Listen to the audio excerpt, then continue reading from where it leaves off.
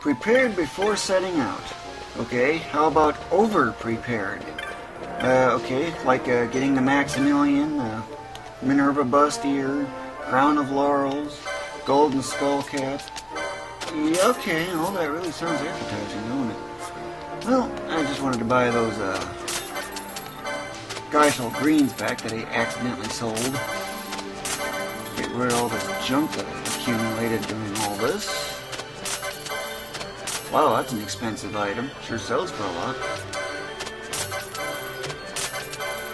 This also sells for a lot.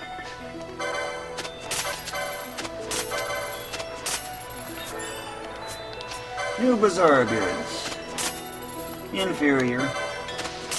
Inferior. Practically junk. Inferior. That's what it's only going to be. Until you get those really high-end items. So, what kind of preparations are needed? Well, one of those preparations, of course, was the story progress you saw in the previous segment. But this time it's, well, getting the main preparations done after the story advancement has been done. No clan hall yet because there's no hunts available from there. If for whatever reason you're really short on gil, then yeah, you can probably stop at the clan shop for, or clan hall I should say, to get some extra gil from Mont Blanc. I'm just going to go buy out the gambit shop, buying every single gambit that's available. I really hate the fact that you can't get everything first thing in the game. It takes a lot of the fun out, at least for me anyway.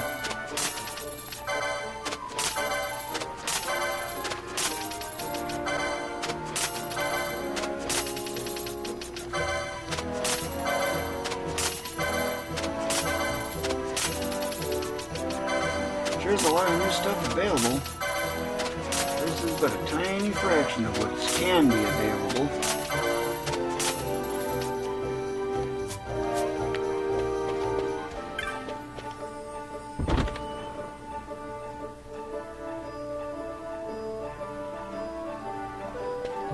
Okay, the next stop is either the Sand Sea or the Technic shop. Whichever one you take, it really doesn't matter, but both of them you could consider anyhow. I'm going to do the Technic shop since it's the most obvious in the bunch that's visible.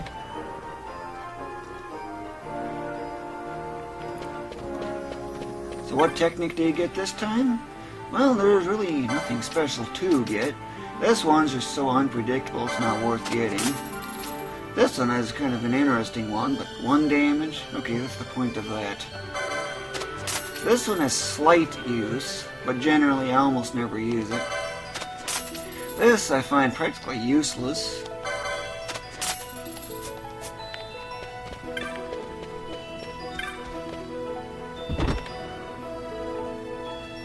After all, that burning bow is already doing so much more damage.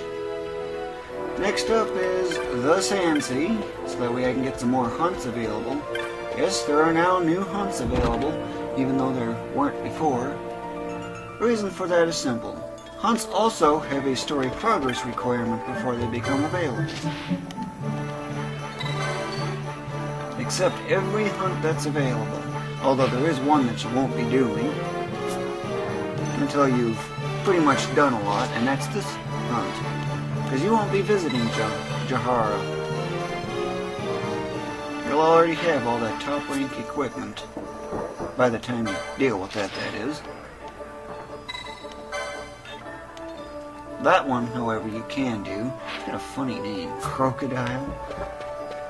So, once you're done reading the hunt board, you don't need to read it several times because you've already got all the monographs, or at least you should. Already done the Technic shop. All I need to do now is, well, the next stop on the list is the Magic shop. And there are a few things that I would strongly recommend getting from here.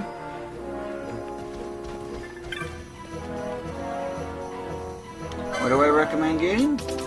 Well, if you haven't gotten this one yet, and this one, do so. But since I've got them along the way, Isuna will come in really handy. This is a moderate use, or slight use. The first area of effect black magic spell, but it's really weak compared to your burning bow. This I find junk. This I find only good for fiddling around with. This is extremely useful in that it can offer you 5-figure damage on a regular basis. That's right, you can go over the 9999 damage limit. It's one of the only 3 ways I know of. And definitely get this one. Why that one? You'll see when I get at it. These other ones are kind of real no significant use. There are actually 3 ways I know of for going past the 9999 damage limit. One of which you've probably seen a while ago is quickenings. It's really the only way I know of how to get a 6-figure damage pop-up. Yeah, that's right, 6-figure damage pop-up. I have them posted on my forums. Screenshots, that is, and 2 cases of it. Although it does require a 40+ hit quickening and a modest amount of luck. What's the 3rd way? The Arise spell. I'm just going to get one of everything, as they usually end up doing.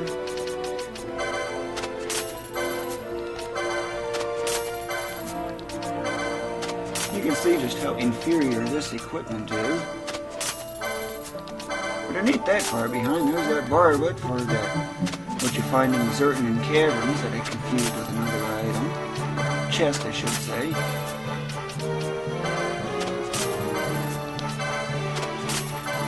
Here's that winged helm. Surprised how you can get this so early in the game. Just in the 70-hour method, it's available. Pretty surprising, isn't it? Recognize this item? You got that from the bazaar in the 70-hour method. Sure says a lot about what's available, huh?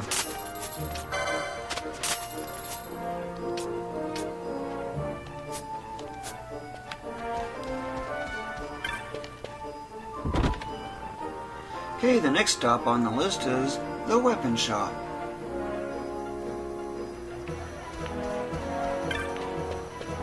And there's also one of the petitioners in here, so I'm going to do that, in addition to buying one of everything. That petitioner, if the game would load, is right here.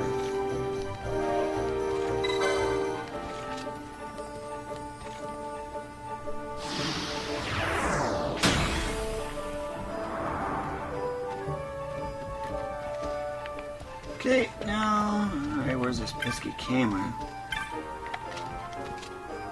These weapons are all totally inferior to your particular burning bow, because there's still nothing that exceeds the power of that burning bow of yours.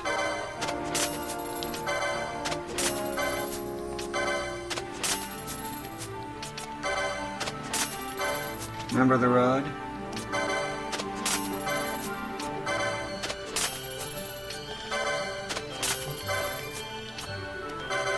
That's up there a bit for power. This is really good for evasion. Great for thieves. Characters who just want to constantly thief everything in sight. These are probably about the most powerful you can probably get at this point, although not quite. There's an axe that's better, if I remember.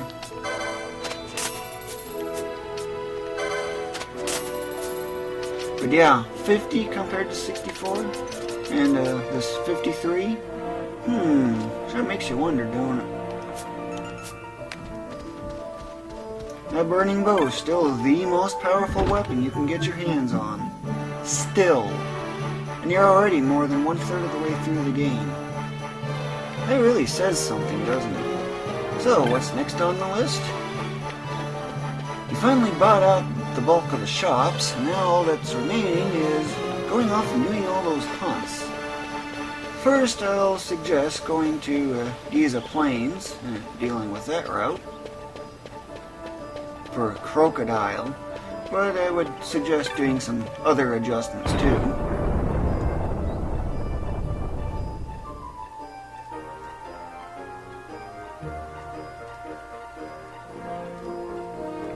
Yeah, that certainly looks different, don't it? Now, you probably remember Pinello hasn't been really licensed or anything, or set up and stuff like that. Yeah, I know I accidentally hit gambits. Yeah, there's a new license available. Except that's not my target. I'm after cleaning out the entire ordnance section again. Not to mention licensing up all the rest of that equipment. With 2,000 license points, you can just pretty much license anything new that comes up. So, I'll just delete until I'm otherwise ready. And of course save and do some other preparations so I can show you.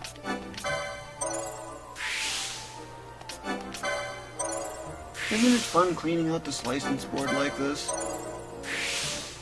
Sure takes a while.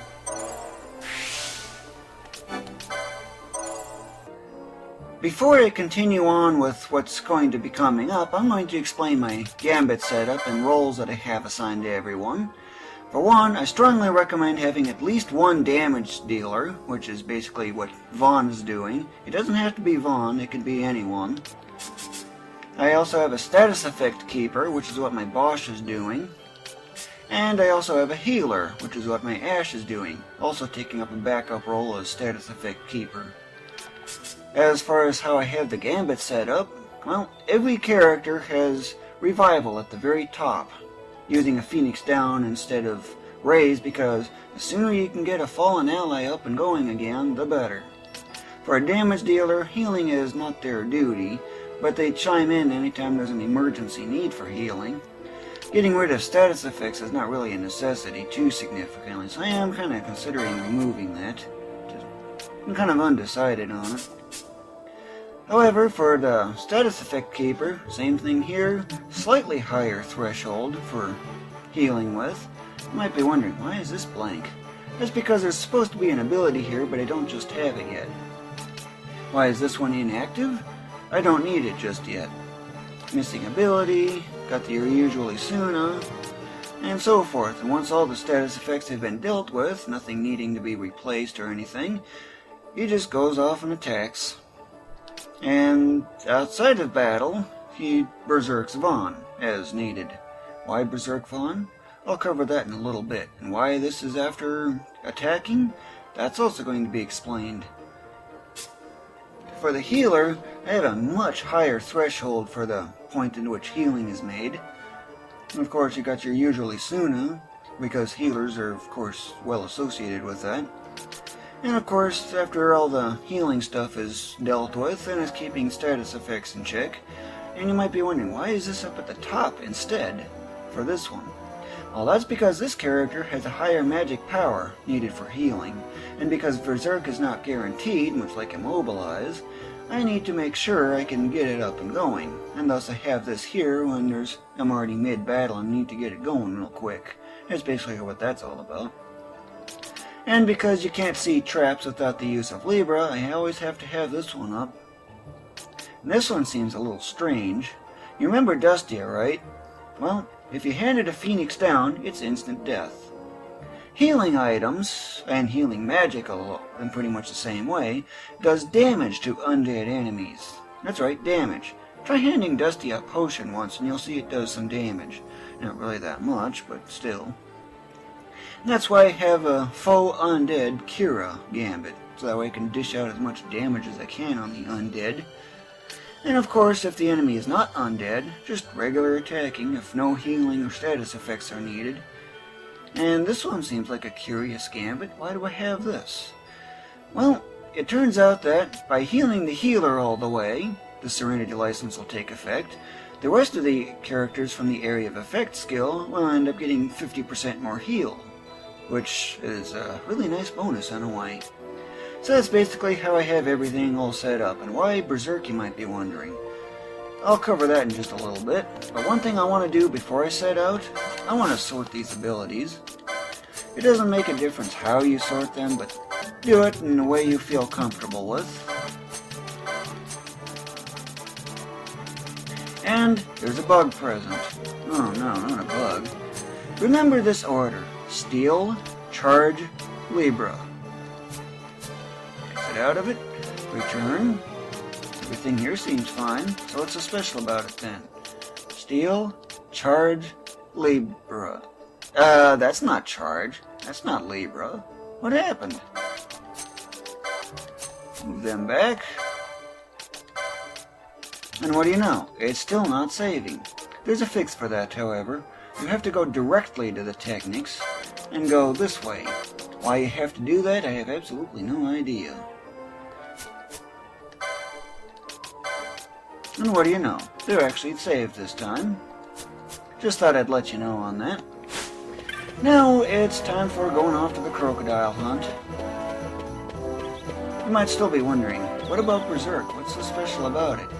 Well, twice the charging time for attack and 50% more damage with physical attacks. And you only ever use physical attacks. It's definitely well worth it, especially for a damage dealer. Gambits are going to take their effects as usual. Now watch how fast Von's bar charges. Zoom! That was quick. Missing because, well, that's what the weather does when it's rainy and stuff. Remember that damage. Vaughn kicks in. Whoa, 9,000, what a difference. Yep, that's what berserk is all about. You can go around doing 9,000 damage to everything. Well, not really everything. Depends on the enemy's defense.